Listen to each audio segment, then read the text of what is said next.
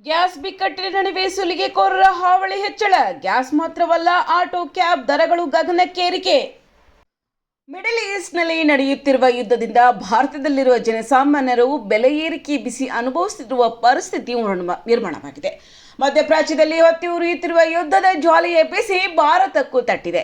ಈಗಾಗಲೇ ದೇಶಾದ್ಯಂತ LPG cylinder ಅಭಾವ ಉಂಟಾಗಿದ್ದು ಹೋಟೆಲ್ ಉದ್ಯಮದ ಮೇಲೆ ಭಾರಿ ಹೊಡೆತ ಬಿದ್ದಿದೆ. ಆದರೆ ಇಂತಹ ಪರಿಸ್ಥಿತಿಯಲ್ಲಿ ಕೆಲವರು ಲಾಭ ಪಡೆಯಲು ಮುಂದಾಗಿದ್ದಾರೆ. ಗ್ಯಾಸ್ ಬಿಕ್ಕಟ್ಟಿನ ಮಧ್ಯೆ ಗ್ಯಾಸ್ ಏಜೆನ್ಸಿಗಳು 1 to double ರೇಟ್ ಪಡೆಯಲು ಮುಂದಾಗಿದ್ದಾರೆ ಎಂಬ ಆರೋಪ ಕೇಳಿಬಂದಿದೆ. ಇನ್ನು ಸುಲಿಗೆಗೆ ಇಳಿದ್ವಾ ಗ್ಯಾಸ್ ಏಜೆನ್ಸಿಗಳು?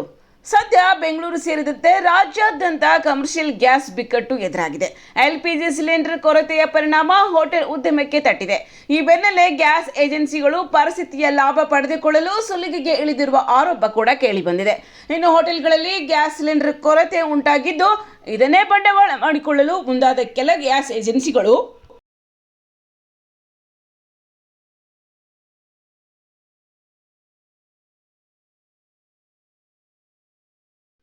1 to double ರೇಟ್ ಪಡೆಯಲು ಮುಂದಾಗಿದ್ದಾರೆ. ಒಂದು ಗ್ಯಾಸ್ ಸಿಲಿಂಡರ್ ದರ 3,390 ರೂಪಾಯಿ ಏರಿಕೆ ಮಾಡಿದ ಏಜೆನ್ಸಿ ತನ್ನ ಗ್ರಾಹಕರಿಗೆ ಮೆಸೇಜ್ ಹಾಕಿದ್ದಾರೆ. ಅಷ್ಟೇ ಅಲ್ಲದೆ ನಾಳೆಯಿಂದ ದರ ಏರಿಕೆ ಆಗುತ್ತದೆ, ಇಂದಿಗೆ ಮಾತ್ರ ಈ ದರ ಸೀಮಿತ ಎಂದು ಮೆಸೇಜ್ ಮಾಡಿದ್ದಾರೆ ಎಂಬ ಆರೋಪ ಕೇಳಿಬಂದಿದೆ. ಇನ್ನು ಗ್ಯಾಸ್ ದರ ದುಬಾರಿಯಾದ ಕೆಲ ಆಟೋ ಕ್ಯಾಬ್ ದರ ಕೂಡ ಏರಿಕೆಯಾಗಿದೆ.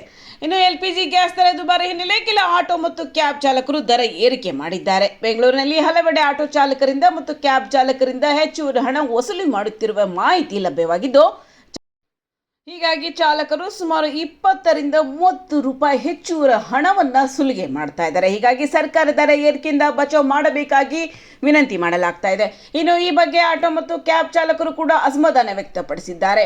ಆಟೋ ಗ್ಯಾಸ್ ಲೀಟರ್ ದರ 26 ರೂಪಾಯಿ ಆಗಿದ್ದು 59 ಇದ್ದ ದರ ಈಗ 85 ರೂಪಾಯಿಗೆ ಏಕಾಏಕಿ ಏರಿಕೆಯಾಗಿದೆ. ದಿಢೀರ್ ದರ ಏರಿಕೆಗೆ ಆಟೋ ಚಾಲಕರು ಆಕ್ರೋಶ ವ್ಯಕ್ತಪಡಿಸಿದ್ದಾರೆ. ಈ ಹಿಂದೆ ಒಂದೇ ದರ 1 ತಿಂಗಳ ಕ್ಯಾರಿ ಆಗುತ್ತಿತ್ತು. 1ನೇ ತಾರೀಕು ಯಾವ ದರ ಇರುತ್ತದೆಯೋ ಇಡೀ ತಿಂಗಳು ಅದೇ ಇರುತ್ತಿತ್ತು. ಆದರೆ ಈಗ ದಿನಕ್ಕೊಂದು ದರ ಇದೆ, ನಾವೇನ್ ಮಾಡೋಣ? ಇದೇ ದುಡಿಮೆಯನ್ನ ನಂಬಿರುವವರು ಸರ್ಕಾರ ದರ ಏರಿಕೆಯಿಂದ ಬಚಾವ್ ಮಾಡಬೇಕು, ದಿನಕ್ಕೊಂದು ದರ ಎಂದರೆ ಹೇಗೆ ಎಂದು ಚಾಲಕರು ಅಸಮಾಧಾನ ವ್ಯಕ್ತಪಡಿಸಿದ್ದಾರೆ.